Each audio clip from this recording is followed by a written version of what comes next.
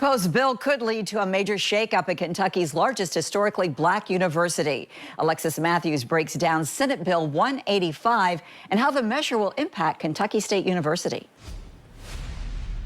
Senate Bill 185 is proposing sweeping changes to Kentucky State University in areas of academics, finance, and transforming K-State into the first polytechnic university in the Commonwealth.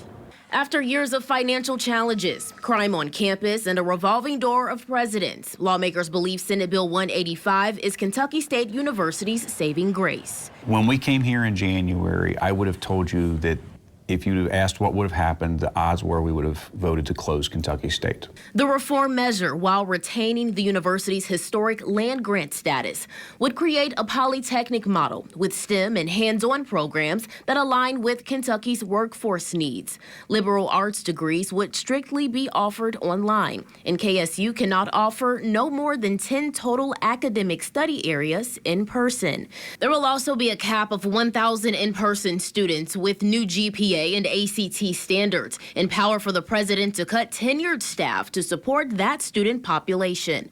The bill also declares a state of financial exigency to enhance transparency. The past 2 years have been really difficult, but I can tell you we're seeing the light at the end of the tunnel. This week, KSU President Dr. Kofi Akakpo testified in support of SB 185. It cleared the Senate floor unanimously, including a yes vote by KSU alum, Senator Gerald Neal.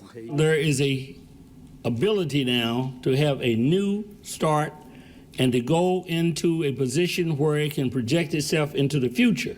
Concerned grads from the HBCU like Michael Weaver Jr. say change is inevitable, but he believes evolution does not have to mean reduction. The concern is that we may preserve the university, but redefine what it is in the process. And for an HBCU, a public HBCU, especially in Kentucky, identity is not necessarily optional, it's foundational. We've dealt with issues at almost every university of some ilk, and constitutionally, we're the ones charged with handling them. In Frankfort, Alexis Matthews, WLKY News.